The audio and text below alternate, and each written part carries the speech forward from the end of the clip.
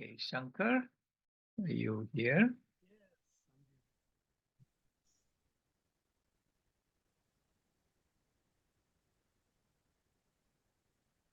Just waiting for my other friend from Malaysia to join, but I can start the introduction part and everything. Okay, perfect. Yes. Let me share the slides. Yes.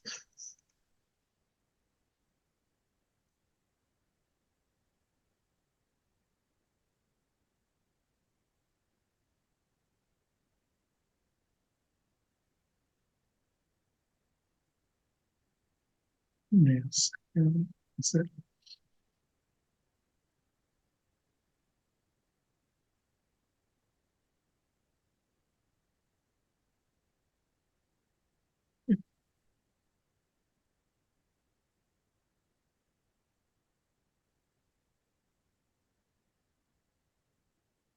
Well, Let me know Shankar, if you can see. yeah, we see it. Yes. And let me check the other gentleman. He's in the call. Okay, here we go. The topic is vegan deities and movements in colonial India. And the presentation is done by Shankar. I'm from USA, and also Krishnan. He's from Malaysia. So my time is actually 6 p.m. Eastern, or almost. And Krishnan, he's actually joining from Malaysia, almost 7 a.m. in the morning. So without further ado, and thank you everyone. And I just want to give a first thank for the presentation or the idea or this thought. And it's a very interesting topic. When I started, even like it kind of pulls a lot of things from different direction, but how they have an alignment towards the veganism or compassion, all those was very interesting, which even I explored. And I'm treating this more as an exploratory. That means I'm still exploring. Like there are lots of dots to connect, lots of places to explore, culture to admire or interact. So that's where I'm starting. I'm still dazzled, but whatever I gathered, whatever I'm exploring, I'm just trying to make a compilation. And thanks for the Climate Healers team to giving me an opportunity to do this. So, so here, just I'm kind of trying to take a picture of India as a how it looks like a space to kind of make its geographical significance and everything. And we're going to cover this as a deity and also as a movement. So why deity, why as a movement, I'll explain further. So here are the two people, the Shankar, which is me in the left, and then the Krishna, okay, who will be joining later part of the call. So the topic, I know if you have seen the kind of a brief description in the event from Valalar movement that began in South. So it's kind of like a movement in the South. And then the Shakambhari Devi temple or the Shakambhari Devi deity, which is more in North, where the 19th century, there was like a lot of compassion movement or the social movement, spiritual movement, religious movement, they all came together. So yes, it's sometimes the religion, spirituality, or it's more of a personal. However, with what happened with the society or the famine or the lack of resources or kind of like a variation in the way the resources are held by each people, kind of still created a lot of issues. And eventually, like people are like, hey, what is the point about all this? Then there was a movement or social movement was an important agenda or taking care of became even in a personal spiritual journey or religious journey, there was a collective approach of taking each other, caring for each other, and all those came. So each movement is very important. Each movement has its religious significance, cultural significance. However, they all came up with some outcome. So India being a really a vast country with just a birthplace for 4 religions, I cannot even narrow down to simple. I just handpicked few grains, what I'm giving my light to see, wow, this is interesting. So just me personally, me as like I would call myself as a definitely vegan visionary on a lot of things, and definitely I see the compassionate aspect, how we can put it day to day life or all walks of life, and it's just trying to minimize how much damage or some sort of harm or everything we cause, recognize and slowly working on it as an alternative or a creative alternative towards more compassion. So this is all some of the efforts I would say.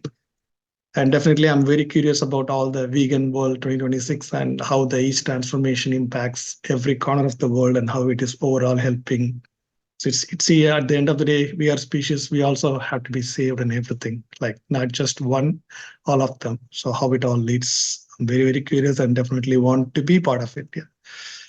So this is, I'm just going to tell before even understanding anything, I just want to tell a little bit about India. So if you kind of see, India is still geographically a vast country. So almost it ranks like a seventh or something in terms of the size. And adding to that, in terms of the population, even though now it is 1.4 billion, so it's almost like if you say eight, 1 out of 8 people or 1 out of 7 people are from the Indian subcontinent or either from the Chinese or the other part of Asia. So that much concentration of population is there. So why I'm saying this is, no wonder you can think about the famine and all those. You can relate it because the concentration of people are there, and then the resource, if it is not sufficient, it's going to be a problem. So these moments all came as a fundamental with how your atmosphere or this thing environment have created such. And just to see, I know the if you look at the Mercator map, India almost can fit as 1/4 or say 1/7 of Africa, but you can still see like it is still a vast country geographically. And in terms of population, also you can see pretty much almost a portion of Europe can fit in. Also the that's in terms of size. But if I have population, it can also fit lots of countries. Like there are just 2 or 3 states can equals the entire US population. So it's kind of a vastness. So the resource distribution, redistribution is still a challenge, maybe for centuries. It's not just today.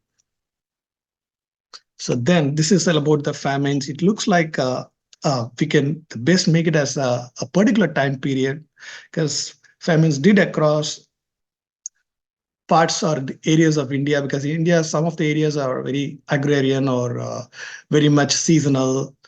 And then definitely, I cannot deny the human aspects or colonial impact and everything. Like if you're taking things from one corner and always going and accumulating in another corner, and there is no equal distribution or even a relative equal distribution according to what the needs are. So all those would have given a lot of things, and people are looking at solutions, maybe an engineering solution, or it could be a spiritual, whatever solution. Like even there is a concept I heard, even you can even live without eating food. So that much extent it was explored, like how you can live. The yogis all have explored such options. You don't have to eat and consume. So just it's an extreme or anything, I'm not sure, but I'm just saying. So there were like at least a couple of famines. If you see as a vague timeline, I don't know if you can split it into the details, but this time famine or a sequence of famines did create a lot of impact. And whatever religion it may be, or whatever social movement it may be, they all came up with this thing of yes, the adequacy of food. All those were needed.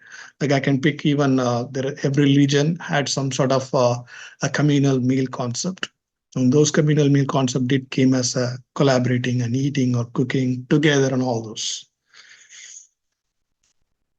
So just as a culture, I have to say, like that's the point I was mentioned.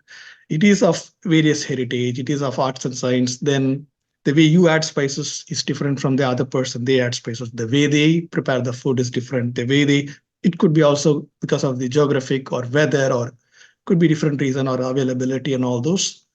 Then the religion, of course, it has four religions at least. I would say Hinduism, Buddhism, Jainism, Sikhism. Not related to this, India is also a collective, like a place for other religions too, if you can see. So there is a significant amount of population there, even though the majority is Hinduism. And the place is always a refuge for several religions. Centuries back, people do took India as a refuge to come and stay there.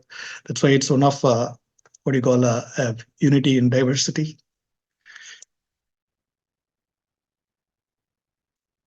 So the religion, I know that I can go with several name of gods, deities, but all my summary or my rough summary or kind of like a illiterate version of summary is either it is someone or something, or it is everyone or everything. Like if you are a more deity concept, it's you need a personal, some sort of aspect, or it is thing, everything, or even if you go to further extreme as a Buddhism, at the end it goes even nothingness, no one, nothing like that. So it existed in all forms, like either singular or whatever forms to all the forms are. So, and I'm seeing how so there is this is like if I have to take the Hinduism, it just marks like the Trinity concept. Then how the masculinity and the feminine power combines. Like for example, if I have to say the Buddha or the Brahma is the creator in Hinduism, so then you have the wife, which is the Saraswati, who is actually the knowledge. You have to create something, you need a knowledge. So see how the masculine and feminine energy is tied together. Then you have like a preserver, but in order to preserve, you need resources, which is Lakshmi. The Krishna or the Vishnu is like a preserver, but then the Lakshmi is the. So then the Shiva is like almost like a recycle or annihilator. But to do that, you need energy, you need power, which is actually the Durga or the Parvati. So this is how the some of the conceptual things are even embedded, if you see. But then further it fragments into several aspects. It doesn't end that. That's why I was saying everyone or everything. So it goes into several forms. Then finally, like you have the, out of this, I'm specifically picking the Durga Mata, because this is like the goddess, and she's kind of like an embodiment of everything, and she has several types, and it kind of expresses the significance of life or the aspect of a humanity or anything. But if you see all this, each represents some of them which they felt it is importance in the life or your phase of your life. Then finally, if you see, one thing I see amazing thing is, I know if you all like cats, yes, the Durga Mata or the goddess do have big cats, like which is the mascot for most of the goddess. So the affinity between the what you call goddess and the cats or big cats is still significant. Just one in a lighter note. Yeah. So, but I'm all going to go into one thing which I'm going to summarize, which is the Shakambari Devi, which I personally got a chance to explore. And how the thought came is like we were organizing an event in the temple, and one of the scholar there, we had a conversation, and he mentioned like there is actually a vegan goddess. You know what? He said like we didn't understand what he was saying, and we asked. Then the concept came. He said, look at this Durga Purana or anything where it tells there is a goddess named Shakambari Devi, which means actually bearer of greens. So there was a situation or a thing where there was a drought and scarcity came. So in order to endure or preserve, it was the all the greens and vegetation was given as a savior or things to help, and out all this out of compassion. So the two keywords I picked out of here is the one is the compassion, which is the abode of compassion, then the greens and vegetation to bring back all the life. So this goddess Shakambari Devi is actually ornamented, or even they put garland of veggies or vegetables and everything. So that's why you can see a portion of photo where all the vegetables like carrots, lemon, or other vegetables, like I think this is like a cauliflower and whatnot, apple and everything. So that's kind of a significant, in order to save the earth, how the importance of the vegetation is very important, and the compassion to go. So that's the takeaway for me. If you can relate something and more, please feel free to express.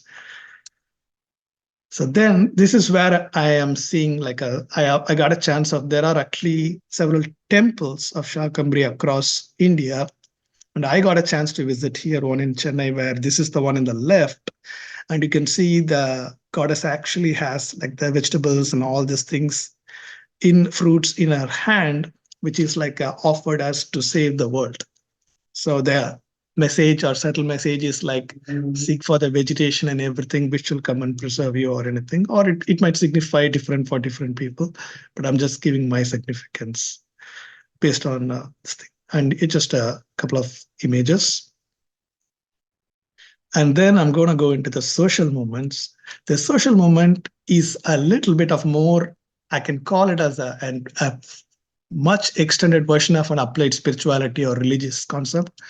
Though some of them were even more centered on people, some of them even opposed, some of them even told like, hey, this is not okay. But the end thing is about overcoming oppression or overcoming all those. So this is kind of like some sort of a chart which I pulled from educational thing, is kind of gives you how much each of them, even though religion or anything, they had their trace of impact on the society, which oppressed some people may or may not be, and how it signified developed as a movement, and how those things are prioritized. Like, for example, I heard one of the movement saying, hands that help are holier than the lips that pray. So it's more of like a more into applied spirituality. I know, I understand you are praying, fine, but can you help me right now because things are going through here like that, something. So then you have like the moments, some of the moments where it came, and you have a thought leaders who came and did a few things like, yes, for example, I can pick even Mother Teresa, like, yes, of course, prayer is very important, but she took her time going and feeding people and all those. So even though it's late part, but you can see how much the impact or the like some of the colonial impact or the resource redistribution impact, all those left in problem like. So this is all this like going back to some of the years back or centuries back, but however, some of the movements had their basis on them. So finally, one of them I'm going to handpick is the Vallalar. So this is one of the person whom I got a chance to go to his shrine or his gathering or some of his teachings on philosophy. I got a chance to a little bit understand. I'm still exploring because there is so much to explore, so much to apply practically. But I'll share a few of them, what I see. So his full name is called Thiruvarut Prakasa Vallalar Chidambaram Ramalingam. I know it's a handful, but it just tells you the name and the things. But he's very fondly called as Vallalar. And he created a group. So now you can remember the movement or which I told, he created a movement called Society for Pure Truth and Universal Selfhood. And it's called Samarasa Suddha Sanmarga Satya Sangam. So even he kind of not used the word temple and all those, because what happened is he's a good writer. He's actually a literary person. He composed poems and all those, and he read lots of religious scriptures in the Hinduism or other related thing, and he was able to almost compile like 6 volumes, which are called Thiru Arutpa, because this Thiru Arut becomes Thiru Arutpa. And then out of that, the 6th volume is of very much significant because it took a U-turn and it stressed more on the socio-economic or the socio aspect, especially I would say social. It is, when I say economic, means it is like pushing people to go and give them like, hey, you are hoarding more. Why can't you help others? So what is all those aspects? And then he kind of created what do you call, like a cooking place or like a kitchen, communal kitchen, where the food was created and distributed because of the famine. You remember the one I told before, the famine? So that impact I think he witnessed in his life. And when he witnessed his life, yes, religion is important. Yes, your spiritual pursuit, personally, everything is important, but somebody is dying before my eyes. Can you feed them? And all you have to give is give some of them what you can. And he gave the importance, and and he framed in a concept which I'm going to show in the next few slides. So this is kind of like a rough history of his life history. So he's kind of like around 1823 was born, and then he moved to the Chennai, which is like another metropolitan city there, and he kind of had his spiritual exploration. Then he moved to another city where he kind of had his oppression. Then this is where he started the society, which we told. Then he established Satya Dharma Salai. This is where he was giving the food and all those. and he was called Valalar as he spread free food during the famine. And even today, people are getting fed, and which I'm going to show you photos in next few slides. Then you had the he kept the lamp, and he also created the Sabha, and where he started spreading true wisdom. Then finally, he had his compilation of his preaching or whatever which is called Thiruvarutpa, poems teaching of universal love and peace, compiled into 6 volumes. And finally, he had a kind of like a spiritual disappearance, and which he kind of thinking that he became enlightened or became one with the light, and he himself is the light. And yes, I would let you guys to go and explore individually from a spiritual sense, okay? But just for this, the impact I'm saying is it was created as a, a social movement, and then the priority was kept on, like, again, compassion, and also on how you can help others. And that he calls that concept as called Jiva Karanyam. So Jiva Karanyam means it just in a simple way enfolds into 2 principles. One is just do good to the fellow beings, or see if you see somebody suffering, help them. And of that, of course, a lot of help went in different directions, but the most one that stood out was the giving them the food and helping them. Like, and then again, this is where the compassionate concept, when it was done, he said, you don't have to kill anyone, stop killing and everything, and all those, like, don't go harm, don't, like, dairy and all those aspects, like no need and all those. So, and this is as a concept, but I was able to witness, or even in person when I went to the place where he created. And this is, I'm just quoting some of them, which I got it from the sources. So where he was like, when some people do offer animal as a sacrifice, so some of their wish to come true or something like that, and he went and told it's not a good thing because that animal didn't do anything. Why you want to take that animal's life for some of your personal gain or something? So then he also did, like, if somebody, one person was want to eat meat or something, so what he did is he exchanged that and gave him a money and all those, to make sure that the compassion part is understood in overall. So that's the subtle message or the clear message there. Then I just see things have not changed much since the time what he told, and now the food, the distribution of food is much important. It's definitely one of the, whatever solution you can call it, as an engineering solution or the humanity or anything, because still you see even the world hunger is at high, and it is still, there is even people don't have even enough food, or even you can say healthy food. And some of them it could be because of the lack of distribution, or some of them it could be even because of the where you have, like, a, what do you call, political reasons, or no healthy food because clearing vegetation and getting into famine, or feeding all the animals, and now you're left with nothing, as a not a complete nutrition or anything. So there's several reasons, yes. So the next one.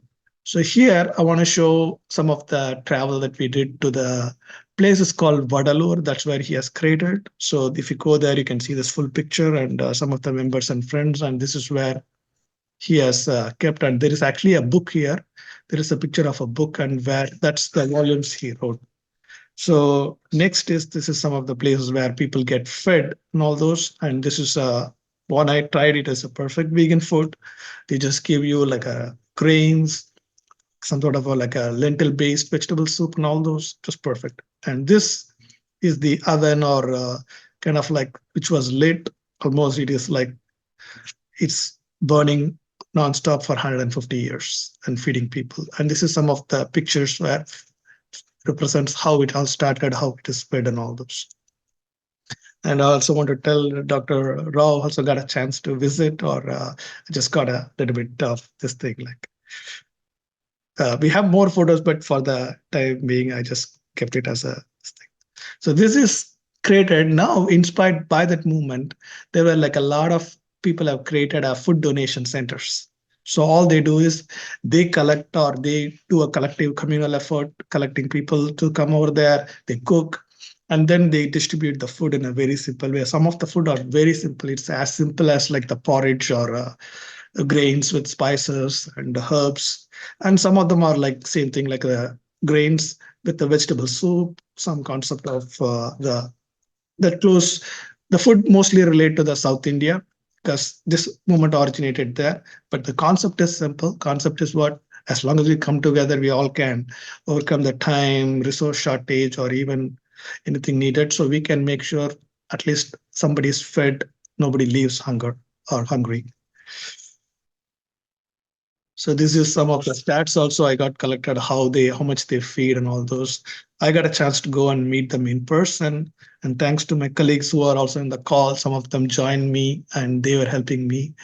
If you could name one of them is Shrikant, who is also in this call. He helped me also to go there and everything. So we did like a couple of friends we shared. And this was another gentleman. Yeah, we almost shares like feeds 2,000 people, and some of them are like a direct delivering vegetables and everything. Some of them are cooked food, some of them are home delivered, and he has like a 2 to 3 centers where the food is constantly cooked. And the amazing thing that he does is he makes sure the resource is not wastage. When the farmers at the farmers market try to toss all the veggies or anything because they cannot afford to take it back to the farm again because it's not conducive for them, so they kind of leave it, and he makes sure those are well in good state. It all makes sure it is delivered to him and he cooks them, and the meal is almost delivered 24 hours. But the peak is during the lunchtime and the other time. But if you go knock the door, you can still find some food there. Yeah. So this is another place we were able to see, and we saw people were gathering and start eating there. Like, and this is another gentleman. Actually, his name is Tamil Vengai. Actually, he hails from the family of Valalar. So I think Dr. Rao and myself, like we got a chance to meet him. And in fact, his uncle or someone, they actually compiled the writings of Valalar, which is like few decades back, so that other people can read and everything. But he goes and morning, he has a two very well scheduled morning. He goes and offers soup. This is kind of like the porridge I mentioned, and he offers to the people. He has a handpicked couple of locations, and he goes and serves the people there. Then in the afternoon, he also gives food. And I also want to thank my friend Anant here, who was very instrumental in explaining and connecting this movement and veganism and all those. Definitely through him, I came to know some of these people, and he still helps on he helps on if I have to fund or help them or any of them need, he always gives a shout and gets the attention of all of us.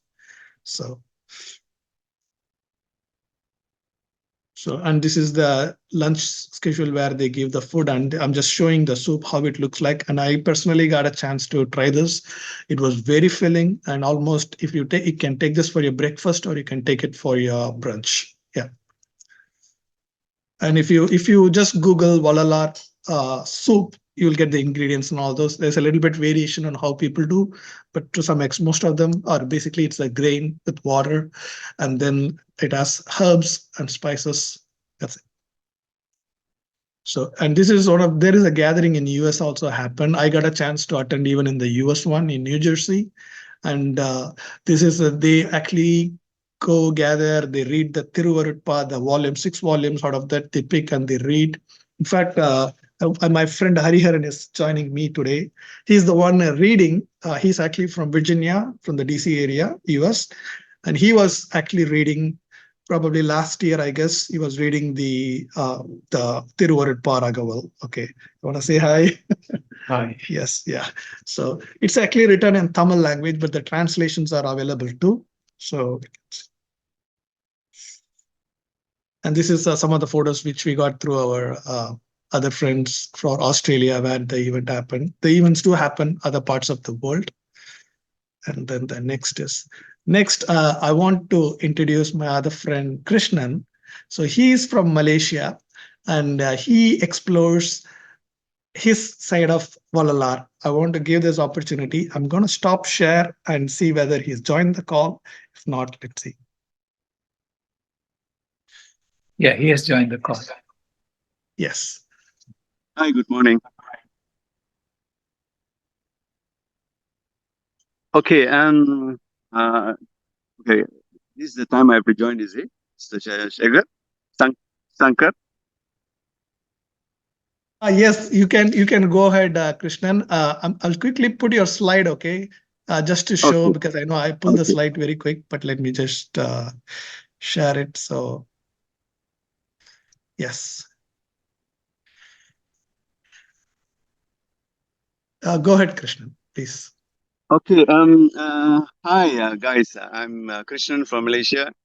I'm already as a vegan lifestyle 15 years in Malaysia. Uh, I learned so many type of experience with our friends, surround me. And today, after that, I get a chance to connect it with nature. That is in spirituality from Samarasa Sutta Sanmargam, Vallalar introduced spiritual that we can connect it to nature. Then I get an opportunity to connect it to the nature, and I feel how powerful is the nature. Now, you see, early morning I was wake up around 4:30 a.m. and myself, I'm middle of rainforest. Can you see how beautiful? It's really amazing, It's a million years old rainforest. It's around me here. It's really amazing. What I'm trying to say that my experience in spirituality by introduce a spiritual connected with nature, our master Ramalingam Vallalar. Ramalingam Vallalar, he is the master for love and compassion for the 19th century to realize the entire world.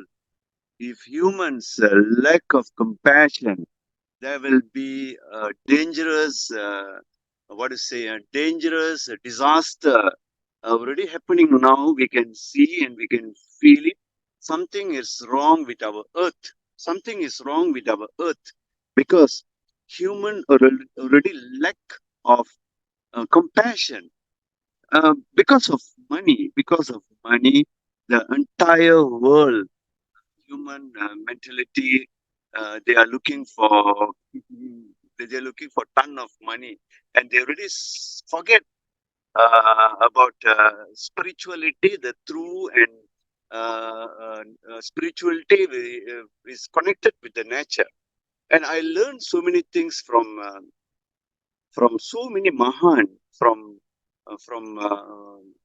Mahan is surround us, and the final Mahan is Ramalinga Vallalar, sent by the nature to the earth this 19th century to help out this earth. It's going wrong, what to say, wrong way of lifestyle by humans because we can see that around 60 million years ago the earth was ruling by dinosaur, and today they are not here with us. And now the nature already given to us, to humans, to rule the earth in a proper way, but it's going everything wrong. And by we can see like by what is happening with the dairy and dairy industry, and animals are suffering. Uh, to stop all this, there's only one way. We have to introduce or implement a highly way about vegan lifestyle. That is, I'm doing daily. Daily, I'm trying to do something to help out all living things, not animals only. You see, today,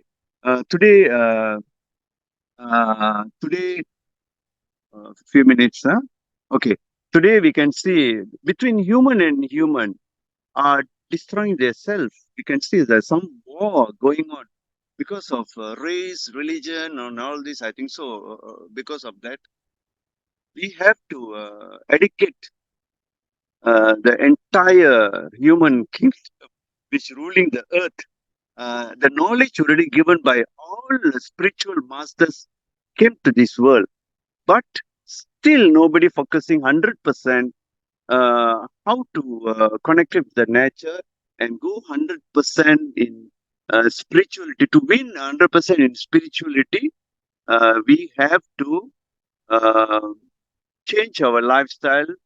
We don't eat any meat uh, products or meat eating lifestyle. That's the thing. I'm doing this 15 years, and I realize myself that the entire universal is in me. The entire universal is in me, and the supreme divine 100% is in each every human being. If they realize that, the entire world will be very peace and harmony. You see, um, this is my experience for this 15 years, and these 2 years, I realized myself that the only way to enter in spirituality, entire human, the blocking of spirituality is eating meat. By going vegan lifestyle, sure, 100%, each every human being can win. They can feel how powerful in every human friends. and, and this is my first time just live Zoom with my friend Shankar, and I'm a bit scared to talk. You see, thank you so much, Mr. Shankar. I think this, I'm going to talk about love and compassion. I would like to say to the entire world, go vegan lifestyle. That is the only choice. Oh, go for pure vegetarian, because some friends, they don't like to hear about vegan. That's why I will say vegan and vegetarian are almost the same concept. But today's world, because of money, I think around 1,000 years ago, dairy enter into this world, and they say dairy is a vegetarian can use in temples and all that. It's 100% wrong. Dairy milk is from animal. It's from animal that is not pure vegetarian. And from this cow milk, whoever consuming, they are saying that's highly protein and all that. No, protein we can get from nuts, vegetable, and from fruits. Fruits we can get vitamins or minerals or whatever. It's already given by the plant. All these plants are waiting for us to help to live peacefully and harmony with our friends. I love them so much. I love them so much. Without this nature, the world is not going to breathe. If human kill entire world animals, the human can live only for 100 days, and the entire world will be end one day. We have to help out, stop destroying nature, stop killing innocent animals, and we have to live together on this beautiful earth. Thank you so much, Mr. Sankar, giving me a very highly uh, uh, chance to share with you all. Thank you. Have a nice day. Thank you. Thank you. Thank you, Krishnan. It was amazing. I'm just going to quickly pull the slide and let me share the screen. So that's from the Krishnan. And if you guys have any questions, I'll pull the slide away too, but this is the question and thank you time. So I will stop sharing. That's all I want to say. Yeah. So both Shankar and myself, Krishnan, we are here. Any questions? Go ahead. BJ? Thank you. What a beautiful presentation. Thank you, BJ. Yeah. And for so many years, people have felt that compassion, and it's good to hear about it again because we live in a time where some of us are so exposed to the lack of it. And I wonder, I don't know if I missed it, if you said how many people you're feeding. because it looked like from those images a whole lot. And I'm really, really grateful for them. If anybody's ever been hungry, they know how wonderful it is to get food. So thank you for your presentation. And that's my question. You're welcome. Yeah. So close to, I would say, the most highest place I saw was in the Tirupur, where like close to 2,000 people, and it's a combination of like delivering vegetables and going and delivering at home. But a lot of people do walk in, and it was a different picture when I was there. They literally had to manage all this crowd and everything. All those, it was really tricky, and so they have a very tight schedule, and they totally do out of the labor of love.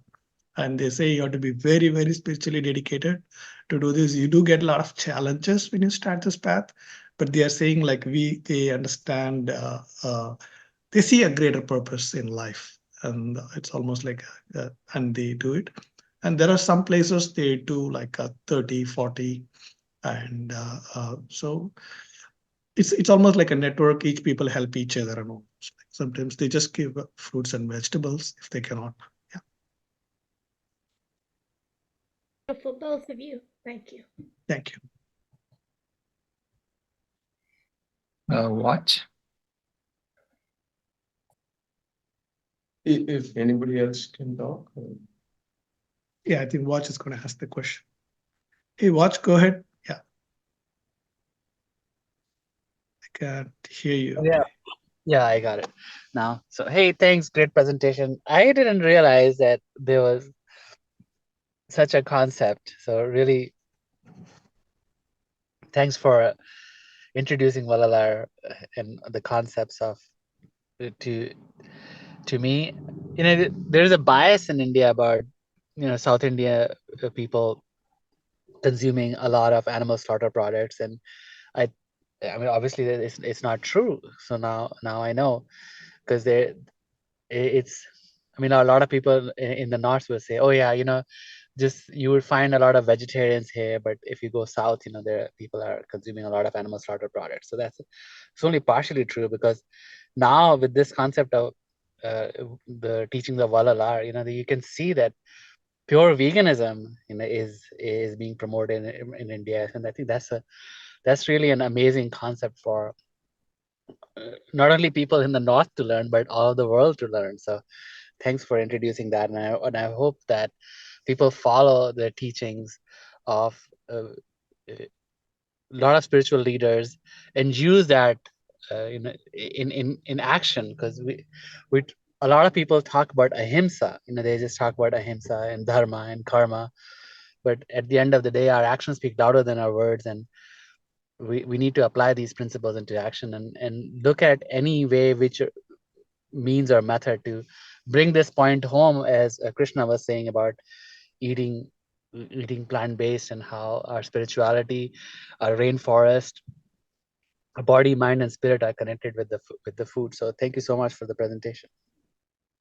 Always Watch. Yeah, definitely. I echo your thoughts on this. It is still an exploration. I see a lot how things are like. So the concept is already there. Thought is already there. We just have to absorb it and put it practically in our lifestyle. And like Krishna mentioned, then it's vegan lifestyle. You're not harming anything, or creatively you're gonna find a way not to harm. Or you see like, oh my God, did I do that? Okay, how I can minimize that? How I can avoid that? So you kind of slow into that creatively, or with spirituality. Of course, you should be creatively strong. So definitely, so because that's the whole point. So it's very, very interesting. And I see even people do consume, some of them who consume, there are days they don't consume. So they know what it means not to consume. They just have to push it to the rest of the days of their life or the years. If it's a religious significance day, they don't consume. And say, so it's like, hey, right? Then they're like, no, I'm a family event, I'm going to consume. Okay, you can avoid that. Where you have to. It's all about a good event means should have a good vibe and all those. So that is where all this it come. And the amazing thing is some of the people whom I interacted, they slowly transform. Maybe they've been eating meat or they've been consuming other things. Then they slowly give up. They become almost vegetarian. Then they give up dairy. Then they give up. They understand, oh, I never knew the deity has the cruelty. So like they're like, oops, okay, now I get it. okay, what are the alternatives? Oh, I can make a peanut curd. I can consume like the oat milk, soy milk, or even peanut milk. They just switch it. That is exactly the transformation happens. Yeah. Thank you. Ken?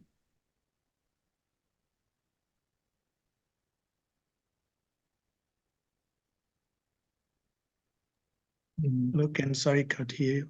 Yeah. Yeah. So they've given up their ghee too. No dairy. Yes. It's a group of communities, some of them who have totally realized I go with them. Like the place where they say I went there, they don't use any of those dairy and all those. So the people who are transforming, they do a little bit consume, and some places I've seen they're like transforming and they do include dairy. Like definitely they don't include meat, but there is a little bit of dairy slipping in other places. But those places we just tell, hey, you see, the ultimate idea is compassion. You came this far, can't you do that? Yeah. They get it, and practically they change it. And Yeah, that's difficult because it's so deeply embedded in the culture. But that's good to know that that's not we're not including ghee. Thank you. always welcome. Yeah. Great trip. My gosh, I'd love to be with you. Wonderful. Thank you so much for sharing. Dakota? Yeah, hi everybody. I just really enjoy that comment Christian made about bringing the thought about spirituality being so important, in our journey because, the fact that like consuming meat and animals, products, and because of the fact of having to kill to do it, and all these things that blocks our connection to the divine or our higher power and our source for everything. So I find that so interesting because as a 12-step or two and recovering from addictions and stuff, they tell us all the time, and I know that spirituality is the solution.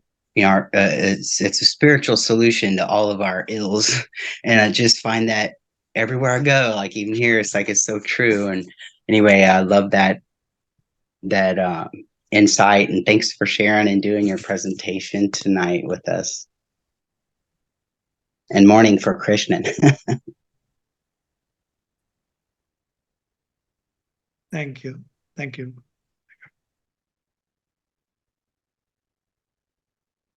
Did Krishnan have a response to that or no?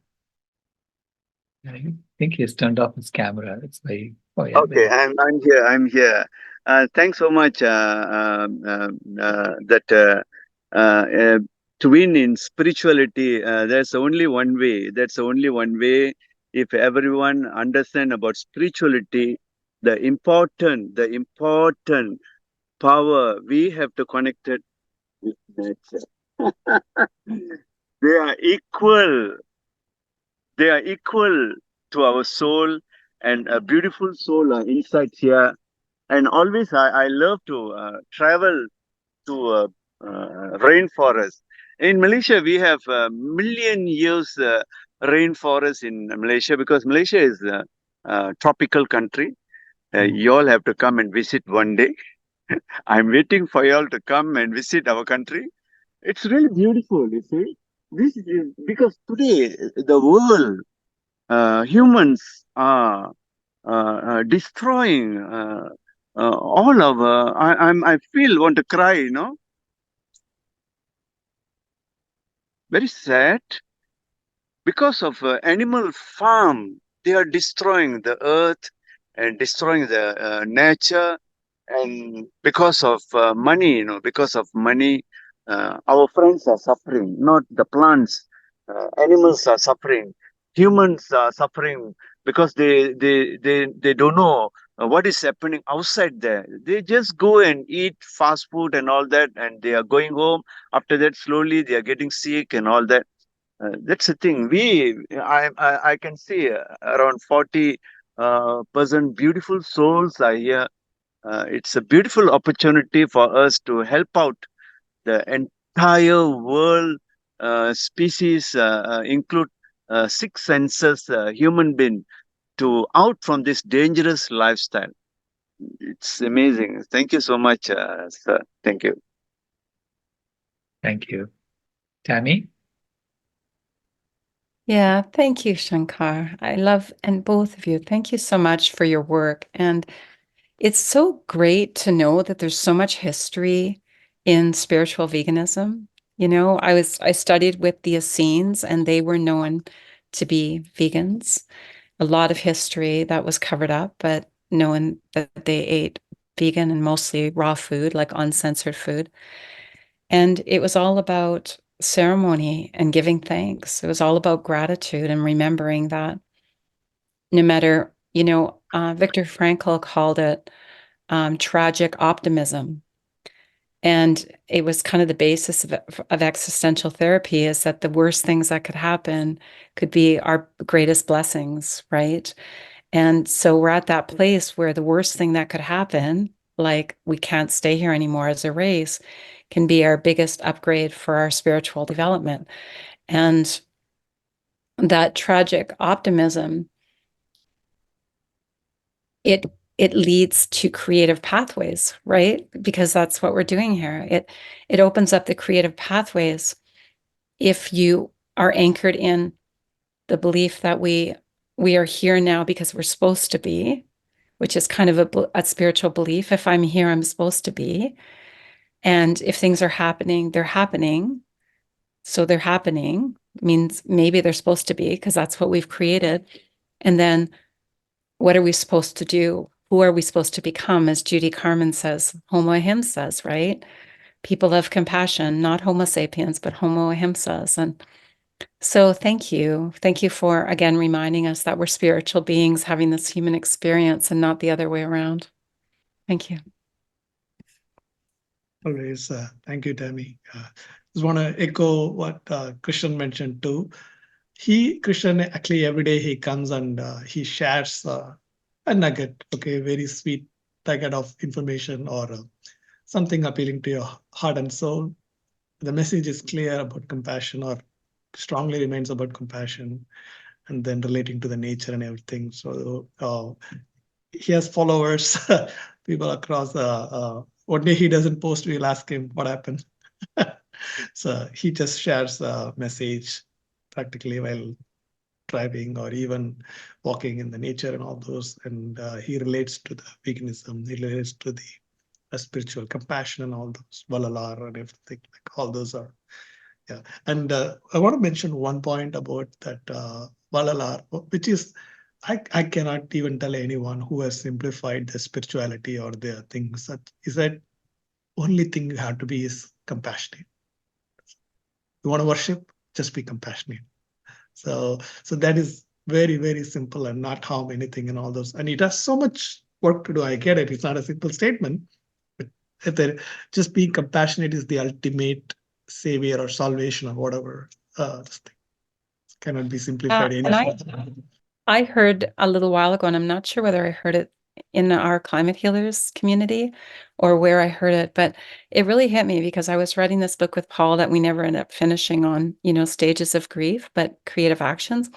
And my next stage was empathy. And somebody said, empathy isn't action, compassion is. Because if you truly feel compassion, it's an action statement. You can't actually feel compassion. You can feel empathy and go, oh, poor you. But compassion is the action of empathy. It's the action word. And that really stayed deep with me. Very interesting. Thank you for sharing that. Yeah, because you can't see suffering if you're really truly compassionate and not want to stop it. Otherwise, you're just empathizing with their pain, which isn't an action. Anyways, it was really powerful for me. So I just thank you. Welcome. Yes. Thank you, Tammy. No, I mean, I wanted you to talk about this because I wanted people to understand that this is such a long tradition. It's been around for hundreds of years, and even as Dr. Gabriel Cousin says, thousands of years. We've had vegans in the world for thousands of years, and we've just named it differently now, and it's coming back from the West. right? Yeah. So people in India saying, "Oh, veganism is foreign," to me is like, what are you talking about? It's the origin is right there. So, because that's what the anti-vegans are telling people. I mean, people are saying, don't embrace veganism because it's a foreign concept. It's all of us coming together around this basic, simple idea: compassion for all life is infinitely sustainable. Yeah. Ken?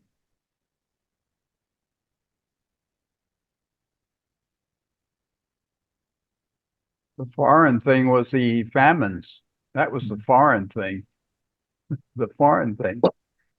The response to it was the indigenous, the native thing. Yeah.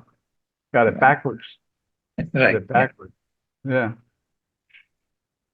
That's a good point, Ken. Thank you.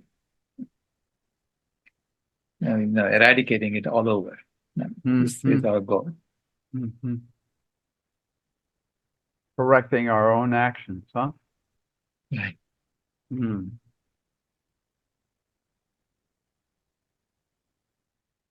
Madhuri?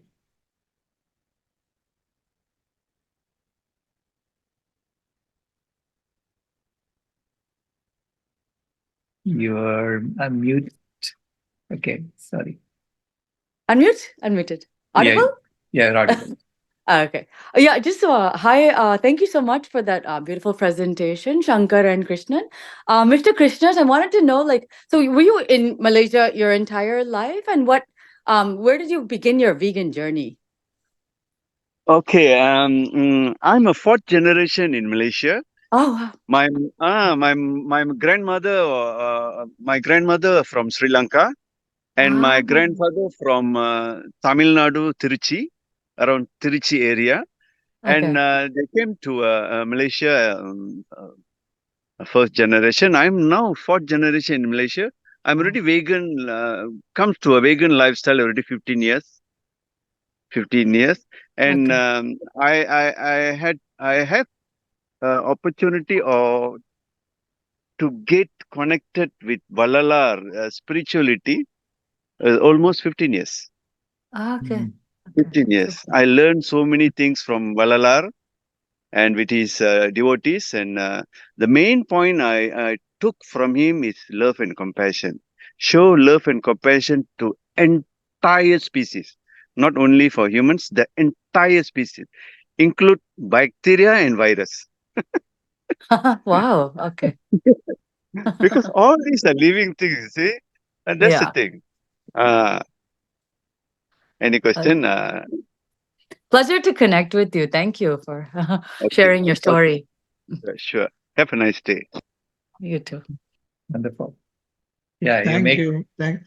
Thank you. Yeah. Thank you, Vegan Krishnan, and thank you, Shankar, for a very illuminating presentation and for doing all that research, Shankar. I know it took a lot of effort from you. Thank you so much. Pleasure. It can save a life and everything, all this. Pleasure. Perfect.